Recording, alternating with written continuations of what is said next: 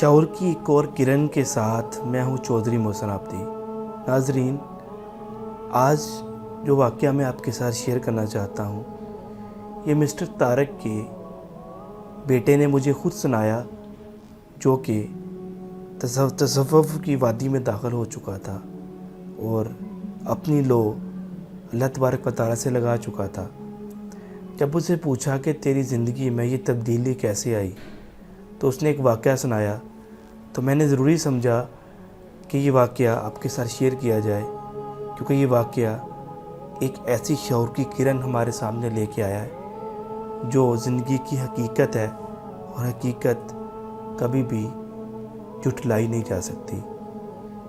اس نے کہا کہ میرے والد، ہم 4 بھائی ہیں، اور میرے والد کا وصال چھوٹی عمر میں تھا جب میں ہو گیا، تو ان کا کاروبار تو کافی وسیع تھا، لیکن کاروبار کو سنبھالنے والا اب کوئی بھی میچور انسان نہیں تھا۔ کہتے ہیں کہ میری والدہ نے بہت محنت کی، ہمیں پڑھایا لکھایا اور ساتھ ساتھ کاروبار کو بھی دیکھا، اور میں کیونکہ بڑا تھا تو مجھے کاروبار کو سنبھالنے کے لیے زیادہ ذمہ داری کا احساس کرنا تھا، اور میں بہت جلد کاروبار میں ان ہو گیا۔ وقت گزرتا چلا گیا، میں ایک بہت بڑا بزنس مین بن گیا۔ میرا دوسرا بھائی شاعر تھا، اسے اچھا لکھنے کا شوق تھا، وقت کے ساتھ ساتھ اس نے محنت کی اور ایک اچھا شاعر بن گیا۔ تیسرا بھائی سائنس سے انٹرسٹ رکھتا تھا اور سائنٹیفک چیزوں کو بڑا کینلی آبزرو کرتا تھا۔ وقت گزرا، وہ ایک اچھا سائنسدان بن گیا۔ اور میرا چوتھا بھائی معذور تھا، وہ بول تو سکتا تھا لیکن چل نہیں سکتا تھا، جذبات تو رکھتا تھا لیکن نہ چلنے کی وجہ سے، معذوری کی وجہ سے کوئی بھی کام نہیں کر سکتا تھا، پورا دن گھر میں بیٹھا رہتا تھا۔ وقت گزرتا چلا گیا، اسی طرح زندگی کے 20 سال گزر گئے۔ ایک دن والدہ کی سالگرہ تھی، اس نے کہا کہ آپ اس سالگرہ پہ مجھے کیا تحفہ پیش کر رہے ہیں؟ ہم سب نے سوچا کہ والدہ نے ہمارے لیے بہت محنت کی، اسپیشلی والد صاحب کے فوت ہو جانے کے بعد جس طرح جوان مرضی کے ساتھ، محنت کے ساتھ ہمارے لیے یہ سب کچھ بنایا اور ہمیں پرجوش انداز سے کام کرنے کا موقع اور ماحول مہیا کیا، ان کو اچھا سا گفٹ دینا چاہیے۔ تو جس دن ان کی سالگرہ تھی اس دن وہ گفٹ پیش کرنے تھے۔ اس نے کہا کہ میں کیونکہ ایک اچھا بزنس مین تھا، میں نے سوچا کہ ایک اچھی گاڑی ان کے لیے گفٹ کرنی چاہیے۔ میں نے وہ گاڑی منگوائی اور اس کی ان کے لیے پیش کی۔ میرا دوسرا بھائی جو اچھا شاعر تھا، اس نے اچھی سی ایک نظم لکھی، ان کی محبت میں اچھے الفاظ اور محبت کے ساتھ، اور وہ ان کی اس جنم دن کے موقع پہ گفٹ کے طور پہ پیش کی۔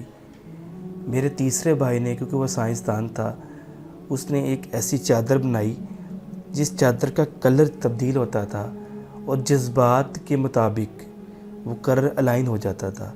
غصہ آئے تو اس ٹھنڈا کلر شو کرتا تھا تاکہ غصہ کم ہو جائے، یعنی وہ جذبات کے مطابق کلر کی تبدیلی کی صلاحیت رکھنے والی چادر تھی۔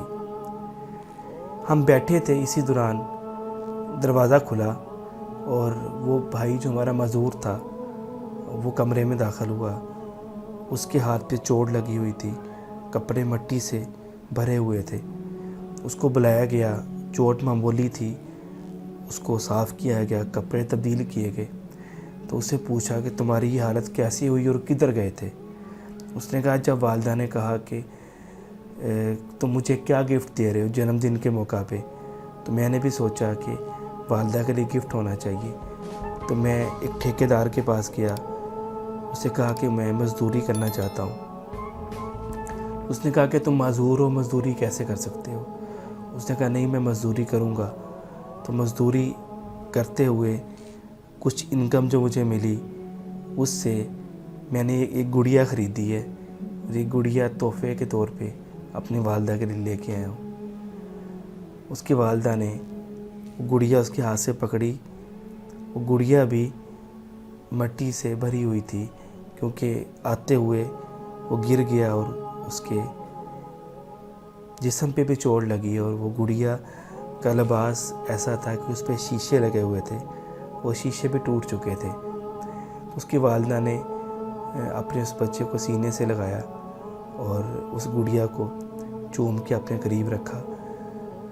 تو وہ میرا دوست کہتا ہے کہ اس دن میری زندگی بدلی اور میں اللہ کے قریب ہو گیا کہ مجھے احساس ہوا کہ میری 20-25 لاکھ والی گاڑی اور کہاں پہ 20-25 روپے کی گڑیا، آج اس گڑیا کی اہمیت اس 25 لاکھ والی گاڑی سے زیادہ تھی، کیونکہ میں نے جسٹ ٹیبل پہ بیٹھ کے آرڈر کیا اپنے مینیجر کو، وہ چیک لے کے مارکیٹ میں گیا، مجھے تصویریں واٹس ایپ کی، میں نے گاڑی پسند کی، اس نے گاڑی لا کے کھڑی کر دی، شاید میں گاڑی دیکھ بھی نہ سکا ہوں، پر جیسے اس نے چابی لا کے مجھے دی اور وہ چابی لے کے میں اپنی والدہ کے جنم دن کے موقع پہ تحفہ کے طور پہ لے کے پیش ہو گیا۔